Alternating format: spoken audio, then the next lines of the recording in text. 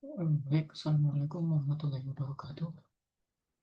Perkenalkan, nama saya Syafiq Dawas dengan NIM 1124053. Pada kesempatan kali ini saya akan mempresentasikan hasil penelitian saya yang berjudul Analisis Komparatif Algoritma Linear Regresi, Random Forest Regression, dan SVR untuk prediksi laju pertumbuhan tanaman jagung. Di mana penelitian ini bertujuan untuk membandingkan performa beberapa algoritma machine learning dalam memprediksi pertumbuhan tanaman berdasarkan kondisi lingkungan. Kemudian ada profil dan karakteristik dataset. Pada penelitian ini saya menggunakan beberapa variabel lingkungan sebagai input. Yang pertama itu suhu dengan rentang dari 10 hingga 35 derajat Celcius yang berpengaruh terhadap metabolisme tanaman. Kemudian yang kedua ada kelembapan udara dengan rentang dari 30 hingga 90%, yang dimana dia berperan sebagai untuk mempengaruhi proses transpirasi dan pertukaran gas. Kemudian yang ketiga ada kelembapan tanah yang berkaitan langsung dengan ketersediaan bagi akar. Kemudian untuk variabel targetnya itu adalah growth atau pertumbuhan tanaman, yang menjadi indikator utama keberhasilan tanaman jagung. Kemudian ada check missing value dan data duplikat. Pada tahap awal proyek processing, saya melakukan pengecekan terhadap missing value dan data duplikat. Hal ini penting untuk memastikan bahwa data bersih dan tidak mengandung data yang dapat mengganggu proses pelatihan model. Dari slide PT di sini kita bisa melihat bahwa eh, jumlah missing value-nya per kolom itu 0 dan total data duplikatnya itu sama dengan 0. Dengan data yang bersih, itu model dapat belajar pola yang lebih akurat dan tidak bias. Kemudian ada analisis outlier, di mana di sini saya melakukan analisis outlier menggunakan metode boxplot. Outlier itu adalah data ekstrim yang mengganggu performa model. Untuk itu, saya menggunakan metode EKR khusus pada variabel growth untuk mengurangi noise-nya. Tujuan dari proses ini itu adalah untuk meningkatkan stabilitas model dan memastikan model dapat melakukan generalisasi dengan baik terhadap data baru. Kemudian ada distribusi plotnya, di mana pada tahap ini saya menganalisis distribusi data. Hasilnya itu menunjukkan bahwa variabel input seperti suhu, kelembapan tanah, dan kelembapan udara itu memiliki sebaran yang cukup merata. Sementara itu, variabel growth-nya atau pertumbuhan tanaman jagung itu mengikuti distribusi normal yang menunjukkan konsistensi datanya. Distribusi yang baik ini sangat membantu mengurangi bias dan meningkatkan akurasi model nanti. Kemudian ada heatmap korelasi.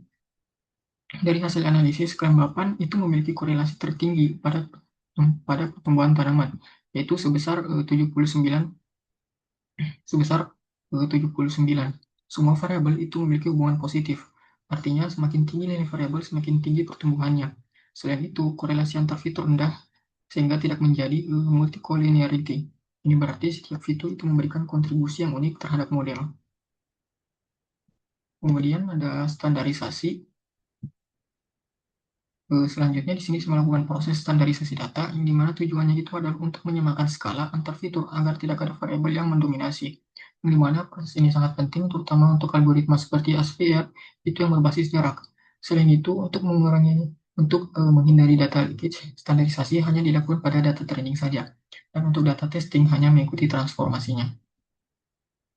Kemudian di sini langsung ada performa perbandingan model dari tiap-tiap model.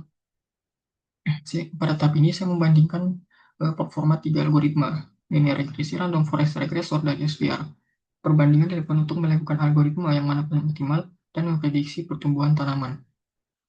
Di sini kita bisa lihat bahwa model yang paling tinggi itu ada di SVR setelah melakukan tuning dengan rasio 9:10, dengan rantes itu 92, kemudian R tesnya itu 93. Kemudian diikuti dengan linear regresi 910 dengan trainnya 92, kemudian R2 testnya itu 93.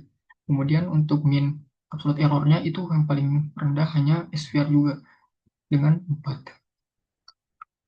Setiap model itu memiliki kelebihan masing-masing tergantung pada pola data yang dipelajarinya. Kemudian kita masuk ke tahap terakhir yaitu model inference.